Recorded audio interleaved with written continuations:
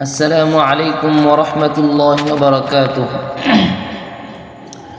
শুআয়ব আলাইহিস সালাম হারিয়ে যাওয়া এক সভ্যতার ভয়ঙ্কর ইতিহাস।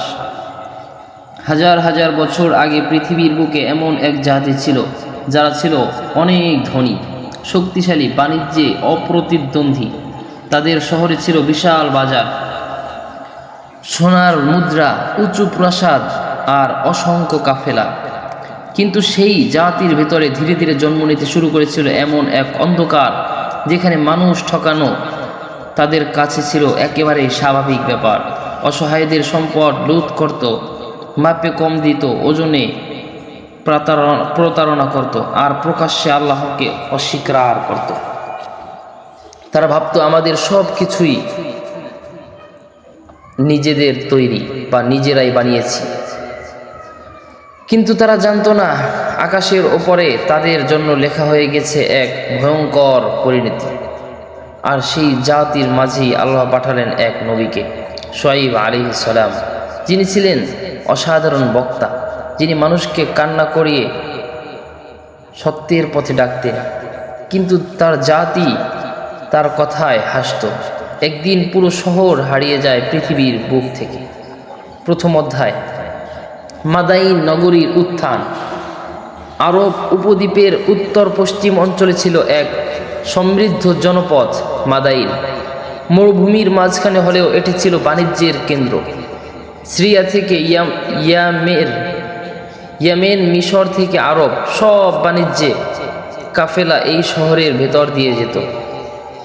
দিনভর বাজারে শোনা যেত উটের উদ্ধাধ্বনি, স্বর্ণমুদ্রার শব্দ, ব্যবসায়ীদের চিৎকার, দরদাম, বিদেশি ভাষা। মাদাইনের লোকেরা খুব চালাক ছিল।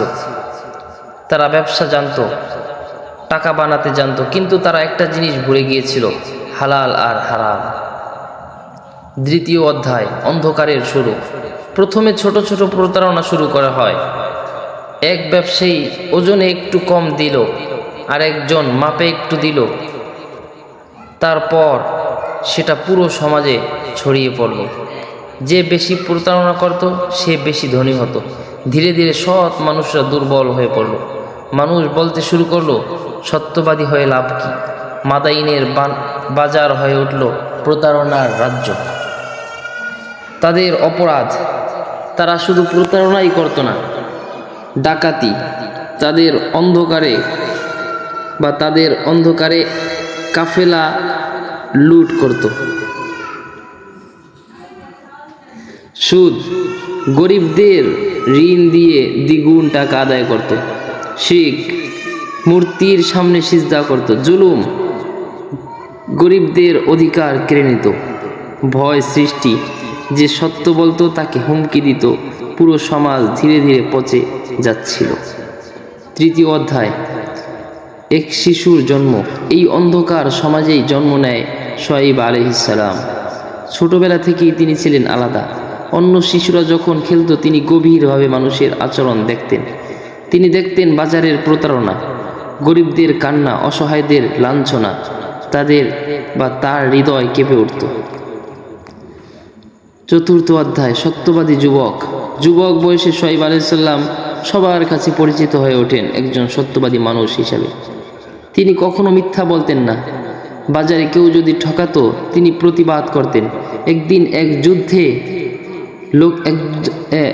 এক বৃদ্ধ লোককে একজন ব্যবসায়ী কম ওজন দিয়ে প্রতারণা করছিল।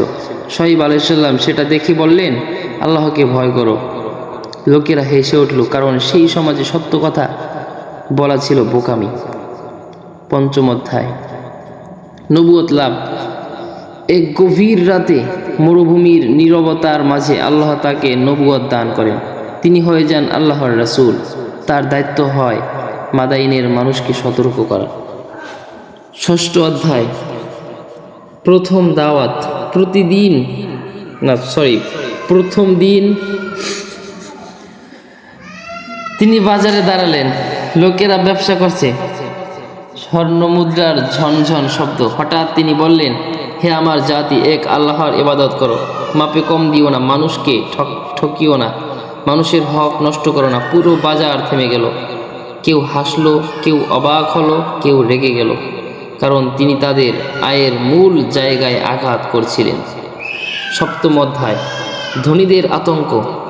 মাদাইনের বড় ব্যবসায়ীরা গোপনে সভা করল।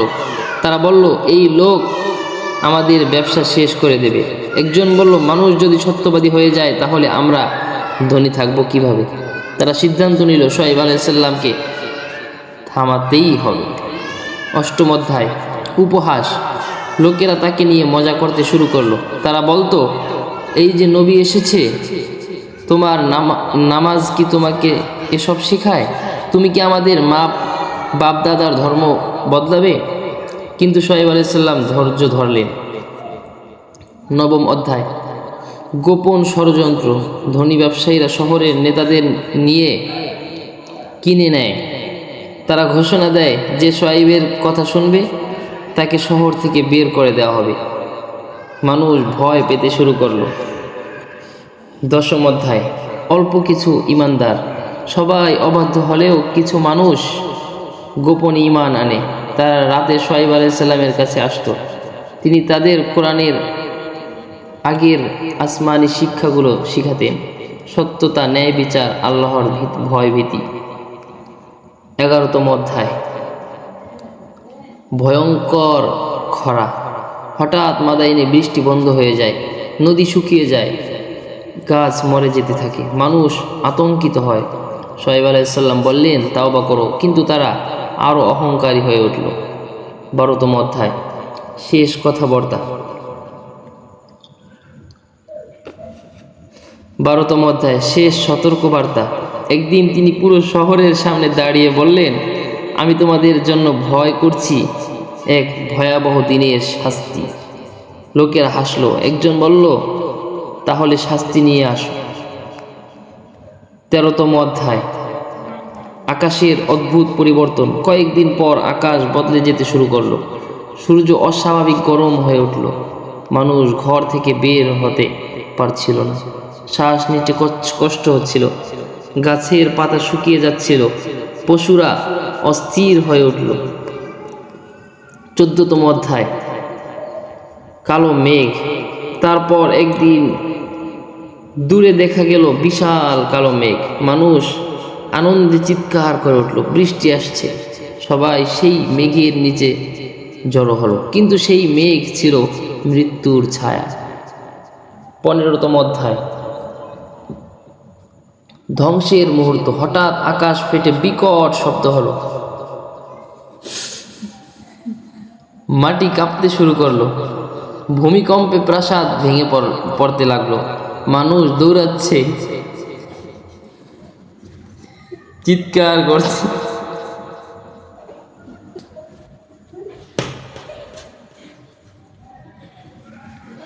কেউ সন্তান খুঁজছে, কেউ মাটিতে পড়ে যাচ্ছে। তারপর আকাশ থেকে আগুনের মতো তাপ নেমে এলো। এক মুহূর্তে পুরো মাদাইন ধ্বংস হয়ে গেল।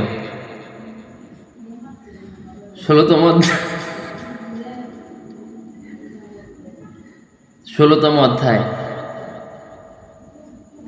মৃত্যুর নীরবতা। যে শহরে এক সময় বাণিজ্যের শব্দ ছিল, সেখানে শুধু নীরবতা, ভাঙা দেয়াল, পোড়া মাটি, মৃতদেহ। শুআয়ব আলাইহিস সালাম দূর থেকে তাকিয়েছিলেন, তার চোখে অশ্রু। তিনি বললেন, আমি তো তাদেরকে সতর্ক করেছিলাম। 17তম অধ্যায়, মূসা আলাইহিস সালামের আগমন। বহু বছর পরে মূসা আলাইহিস সালাম মিশর থেকে পালিয়ে মাদাইনে আসেন। তিনি ক্লান্ত ছিলেন, ক্ষুধার্ত ছিলেন। এক কূপের পাশে তিনি 2 নারীকে সাহায্য করলেন। পরে তিনি সেই পরিবারের সাথে পরিচয় হন। অনেক বর্ণনায় বলা হয় সেই বৃদ্ধ ব্যক্তি ছিলেন শুআয়ব আলাইহিস সালাম। 18তম অধ্যায়, শিক্ষাগুলো। শুআয়ব আলাইহিস সালামের কাহিনী শুধু ইতিহাস নয়, এটা আধুনিক পৃথিবীর জন্য সতর্কবার্তা। আজও ব্যবসায়ে প্রতারণা করছে, সুদ আছে, দুর্নীতি আছে, মিথ্যা আছে। মানুষ আজও ভাবে আমাদের কিছু হবে না, কিন্তু ইতিহাস বলে আল্লাহ যখন ধরেন তখন কোনো সভ্যতা টিকে থাকে না। সমাপ্তি।